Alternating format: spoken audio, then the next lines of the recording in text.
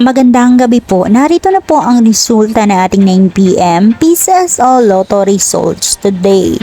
Ngayong July 16, 2023. At para po sa draw natin ngayon ay ang Ultra Lotto 658, ang Super Lotto 649, ang 3D Lotto at ang 2D Lotto. Para po sa mga bagong nanonood, huwag niyo pong kakalimutan mag-subscribe sa aking channel at pahit na din po ako ng notification bell para updated po kayo lagi sa aking mga bagong upload.